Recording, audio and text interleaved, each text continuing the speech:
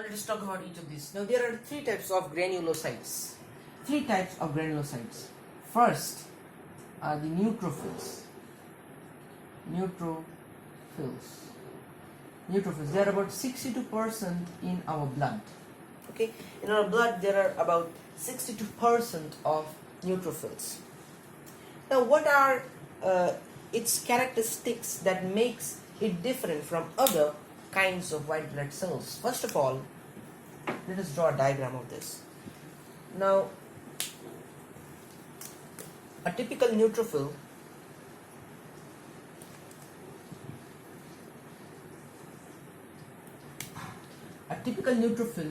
looks somewhat like, this is not red blood cell, just white blood cell. Okay, let me give it a blue only.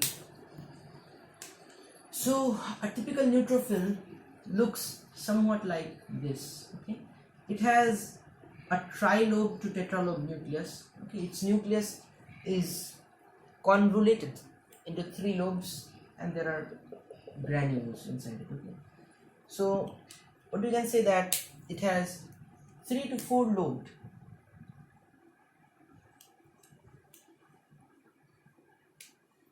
It has 3 to 4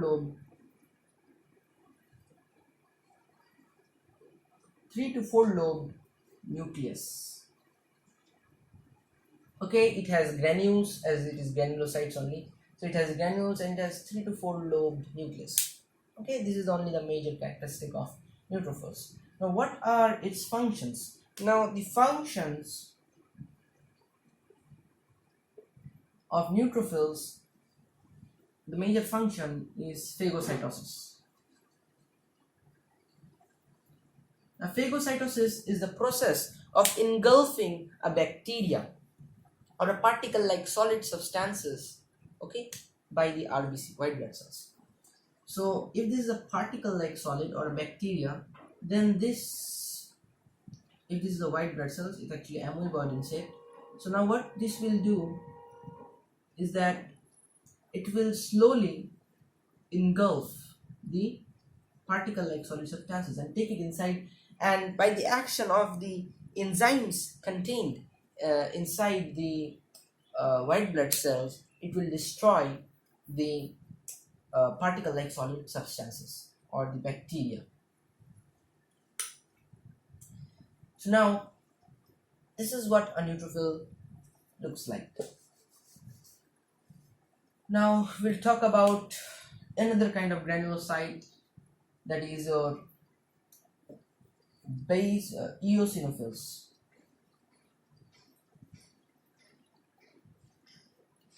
Now eosinophils are about 2.3% in our blood.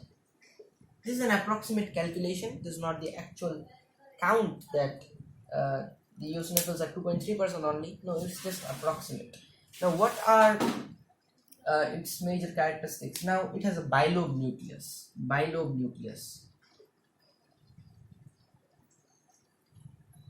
is a bilobe nucleus. You see, a typical eosinophil looks like this. It has a trilobe nucleus, no? 3 to 4 lobes. Now it has a bilobe nucleus. It looks like it's a bilobe nucleus and it has large cytoplasmic granules. Unlike the neutrophils, which have very small cytoplasmic granules, it has large granules, cytoplasmic granules. So now, what are its functions? Now its major function. Its major function is similar to neutrophils. It's about phagocytosis, engulfing bacteria, but the most major function is that it secretes antitoxins. It secretes antitoxins that helps in neutralizing the poisonous effect of the dangerous substances released by the disease-causing germs that might have entered inside our body. So this is what eosinophils are. Now let us discuss about I have no place out here, so I will read as this thing. I hope you have written. Pause the video, you can write. So now let us talk about another kind of granulocytes. And the kind of granulocyte is the last one. It is the basophils. Now, how a basophil looks like? It looks somewhat like this. No, its nucleus is indistinctly low. It has cytoplasmic granules out here. Okay. It looks like this. So, what are its characteristics? Nucleus indistinctly low.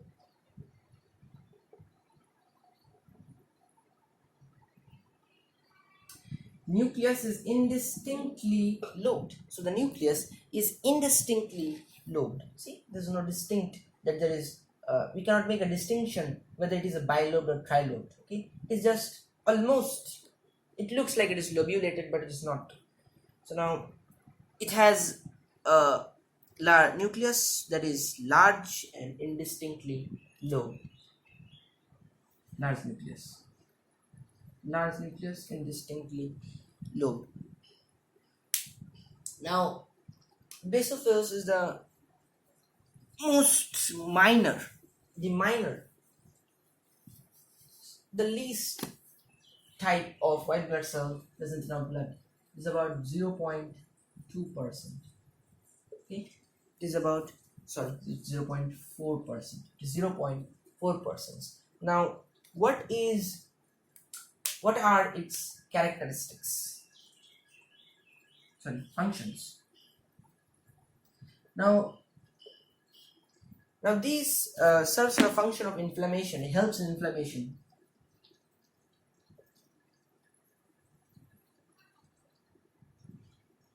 Now, what actually is inflammation? The inflammation is a swelling at the site of an infection or an injured part, so as to localize the invasion of germs and also to prevent the entry of any harmful disease causing germs inside your body, like tetanus bacteria, tetani.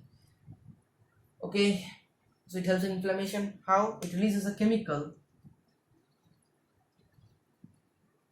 It releases a chemical called histamine. Now this histamine helps in inflammation. Now there are certain characteristics of inflammations. Now inflammation means heat is increased, local heat is increased. Okay, redness, swelling, pain. We all know these things. Okay, there is local heat is increased, the heat of that spot is increased, that there is redness, there is also pain, there is also swelling. Okay, this is what granulocytes are. Now let us discuss about agranulocytes. Now there are two types of agranulocytes.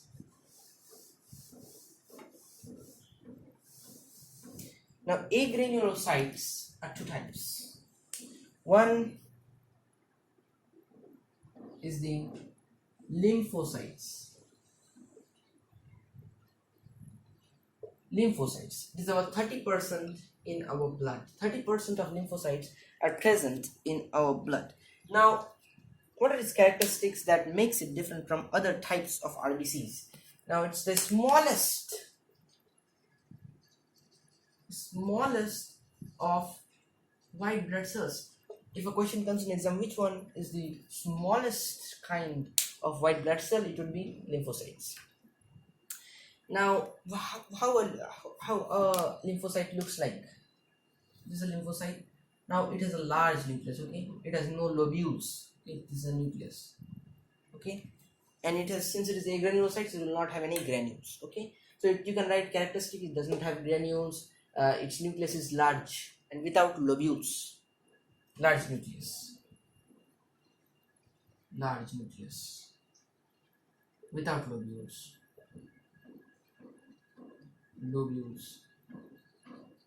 Large nucleus without lobules. Now, what are its functions? Now, it has a major function of producing antibodies It helps in production of antibodies. Now, what are antibodies? Now, when a harmful disease-causing germ gains entry inside a person's body, what happens is that it releases certain poisonous substances that are known as toxins. Now, these antibodies, what they do is that they secrete antitoxins. They secrete another kind of substances that fights against the harmful, that is toxic substances, and it kills it finally. It neutralizes it. So this is on its function. Means it has a major function of producing antibodies. Now let us talk about the last kind of agranulocytes. Now the last kind of agranulocytes are the monocytes. Monocytes. Now monocytes are about 5.3% in our blood. Okay, there are 5.3% in our blood. Now it looks like this. It is kidney-shaped nucleus. Okay, nucleus, no granules, kidney-shaped nucleus. Its characteristic is that it has kidney-shaped nucleus. It has a kidney-shaped nucleus. It has a kidney-shaped nucleus. This is its characteristic. And at the site of infection, these monocytes, they convert into macrophages. Macrophages. Now, what is a macrophage? Now, how does it convert? Just let me give you a brief idea. First is the hematopoietic stem cells. Everybody knows that. This is the mother of all cells. Hematopoietic stem cells. Then hematopoietic stem cells, they convert into common myeloid progenitor cells. Common myeloid progenitor cells. Now these common myeloid progenitor cells again convert into monoblasts. Then it becomes a monocyte. And finally, it can become either a dendritic cell or a macrophage. Okay, so this is what a monocyte is. Now, function. That is, one function is that ingests germs.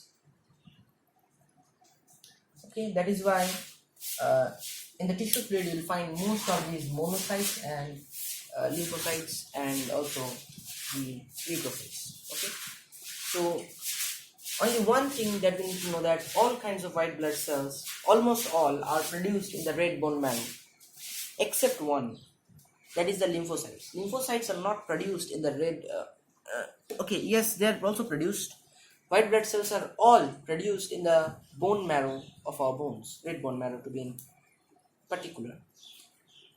And unlike the other kinds of white blood cells, the lymphocytes, they are produced in the lymphatic organs such as spleen.